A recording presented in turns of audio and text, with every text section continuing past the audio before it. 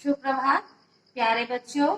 मैंने आपको पहले वाले वीडियो में बताया कि आजकल हम लोग रक्षाबंधन कैसे मनाते हैं। मैंने आपको कहा कि बहन भाई का त्योहार है। बहनें भाई को राखी बांधती है और भाई उन्हें उपहार देते हैं। बहन भाई के जीवन के लिए मंगल कामना करती है और भाई बहन की रक्षा का संकल्प करता है। अभी चलिए इस वीडियो में मैं आपको बताती हूँ। ये रक्षाबंधन का त्योहार प्राचीन दिनों से चला आ रहा है। इसका लगाव कहीं ना कहीं प्राचीन या ऐतिहासिक है। प्राचीन दिनों से, पुराने दिनों से जुड़ा हुआ है। रक्षाबंधन एक प्राचीन त्योहार है, यानी कि बहुत पुराना त्योहार है। इस त्योहार की ऐतिहासिक कहानी राजपूत और ब्राह्मणों से जुड़ा हुआ है।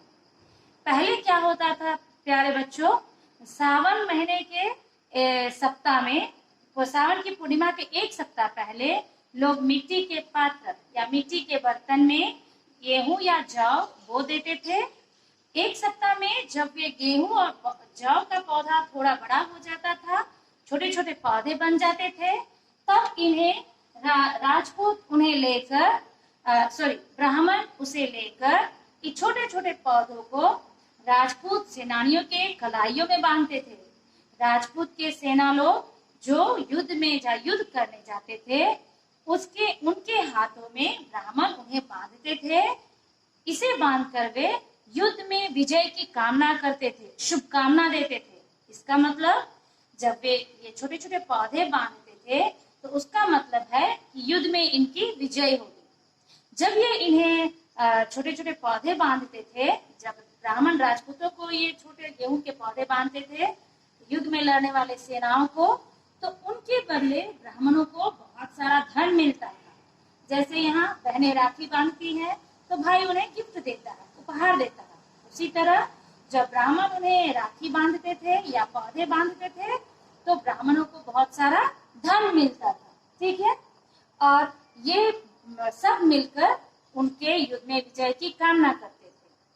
अभी चलिए मैं आपको बताती हूँ रक्षाबंधन का त्योहार रानी कर्णवती और बादशाह हुमायूं के जीवन से कैसे जुड़ा हुआ है। क्या होता है बेटे, रानी कर्णवती चित्तौड़ साम्राज्य की महारानी रहती है। वो उस राज्य का शासन करती है। और पहले जमाने में एक साम्राज्य दूसरे साम्राज्य पर, एक राजा दूसरे राजा से, दूसरे राजा दूसरे रानी से हमेशा वे युद्ध करते रहते थे, लड़ते रहते थे साम्राज्य को पाने के लिए, यानी अपना साम्राज्य बढ़ाने के लिए वे एक दूसरे से युद्ध करते थे। और अगर उनकी विजय होती थी तो उनका साम्राज्य बड़ा हो जाता था, वे जीत जाते थे। इस तरह एक बार क्या होता है, बहादुर शाह चित्तौड़ साम्राज्य पर आक्रमण कर देते हैं, यानी महारानी कर्णवती के साम्राज्य पे वे अचानक आक्रमण कर देते हैं, युद्ध का धावा बोल देते हैं। तो महारानी कर्णवती घबरा जाती है, वो अकेली पड़ जाती है। इसलिए उन्होंने क्या किया, महारानी कर्णवती राखी लेकर बादशाह हुमायूं को भेजती है। दिल्ली के बादशाह हुमायूं के पास राखी भेजती है और ये राखी भेजकर वो उनसे मदद मांगती है। ये देखिए रानी कर्णवती और ये है बादशाह हुमायूं। रानी कर्णवती उन्हें राखी भेजती है और बादशाह हुमायूं उस राखी के बदले कर्णवती को अपनी बहन के रूप में मानकर उसकी रक्षा का संकल्प लेते हैं। वे राखी बंधाते हैं और अपनी बड़ी सेना लेकर युद्ध के मैदान में उतर जाते हैं। यानी रानी कर्णवती की ओर से बादशाह हुमायूं अपनी सेनाओं के साथ लड़ने के लिए आ जाते हैं और वे बादशाह पर आक्रमण करते हैं। इस तरह देखिए बादशाह हुमायूं ने कैसे अपनी बहन के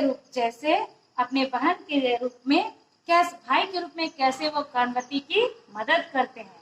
उन्होंने अपने राखी का लाज रखा, अपनी बहन के राखी का लाज रखा और उनके बदले वो इनकी मदद करते हैं।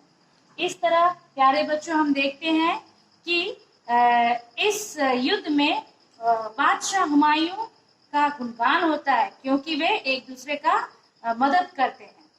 इसी तरह पुराने जमाने में बहुत से हिंदू राजाओं ने अपनी बहनों का लाज बचाया, राखी का लाज बचाया।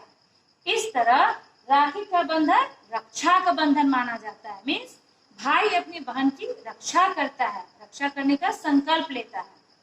इसी तरह यह पर्व धीरे धीरे एक पावन त्योहार बन गया और इस त्योहार को लोग अभी भी मनाते हैं। शुरू में जौ बांधते थे, पौधे बांधते थे, धीरे धीरे लोग धागा बांधने लगे। अभी वो धागा को रूप छोड़कर लोग राखियां बांधते हैं। इस तरह हम सभी राखी का पर्व मनाते हैं। यह एक खुशी और आनंद का त्योहार है। ठीक है प्यारे बच्चों, आप वीडियो देखिए और पाठ पढ़ेंगे। धन्यवाद।